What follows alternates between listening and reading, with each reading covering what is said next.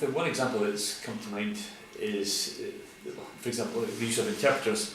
It does seem that some colleges and universities don't understand the importance of having a continuity of interpreter.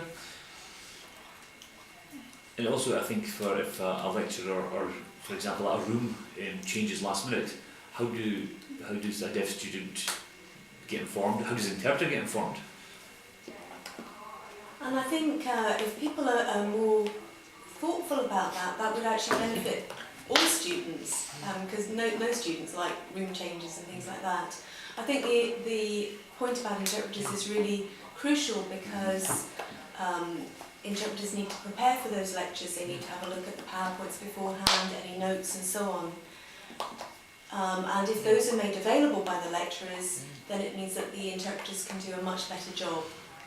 But it's also helpful for students more generally if a lecturer has kind of really thoughtfully prepared their session and has got a clear structure to it, rather than somebody who walks in and just waffles away for an hour or whatever, which from whatever comes to mind, keeps their hands in their pockets, walks and talks, looks at the board and so on. That's really not good practice generally. I mean, there's no rapport. So if people, the lecturing staff, are really kind of conscious about thinking about what they're doing and preparing their work and making sure that that information is available, that actually benefits everybody. Yeah, no, you're absolutely right. Another example is, I think, that colleges and universities is how do they connect with their students. A lot of deaf and deaf-blind students really struggle to contact, and they rely on text or email.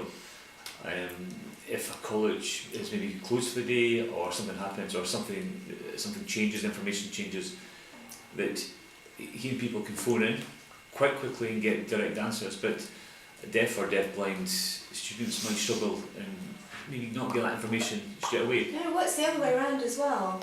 You know, with a deaf or deaf-blind person, if they're struggling and they need additional time for a deadline or something, how do they contact the staff? There needs to be easy mechanisms for them to contact staff by email, text or whatever, to say, I'm having problems, I need some support. Yeah. And also, this isn't so related to study, but just thinking about the social aspect of student life, I think, you know, in my experience, you know, you get sort of cliques of students, you know, that they kind of sort themselves into sort of groups and they have their sort of pals and they build up those relationships. But for deaf students, they don't fit into those student groups so well.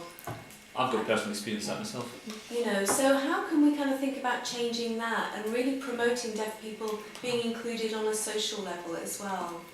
And that wouldn't necessarily just be deaf students, but other students as well who are more isolated from that social experience, and how to make that social experience much more welcoming to everybody. I think there needs to be adaptations, and the groups need to adapt. Yeah, I think it's a tough one, but it's something that it requires a change of culture. But I think it would be good if that could be a long-term aim for people. Yeah, definitely.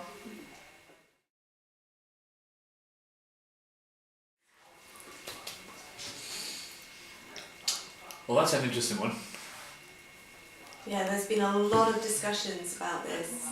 I mean, part of my role as in my job is to go and speak to different colleges and universities and give them support and give them information, and this comes up as a question all the time.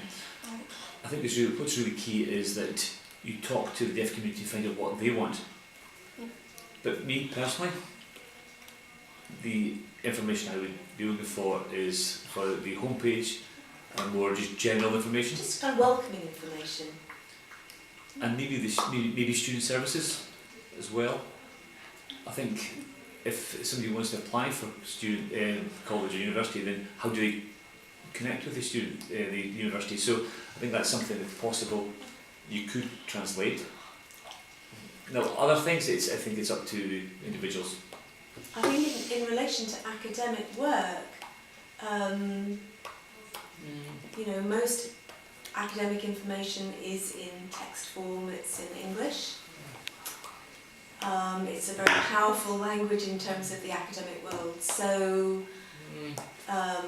you know, I mean, there will be literature in other languages, French, German, Spanish, or whatever, but English is the most commonly used academic language. So it's a question of how deaf students can improve their access to English. And I think colleges and universities could offer English language support for deaf students, maybe a short course, one-to-one sessions, a short module or something, so that improves their English, because that will actually benefit those students in the long term, not just with their studies. But I think English is such a dominant language in the academic world, they have to engage with that. You know, English may be a second or third language for these BSL using students, but it doesn't mean they can't use and learn it.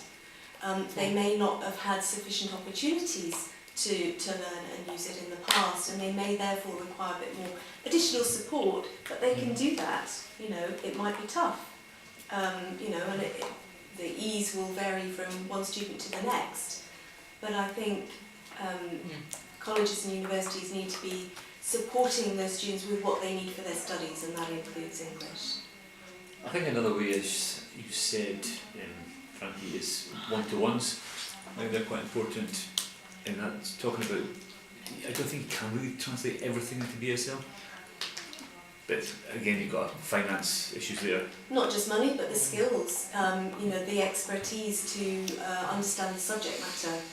I couldn't translate something that was, I don't know... Physics? Physics, yeah, physics is a great example. I know nothing about physics. I could not translate that. So I think the short answer to that is you have to be realistic, and no, you don't have to translate everything. We have to accept that English is a very powerful language in this domain.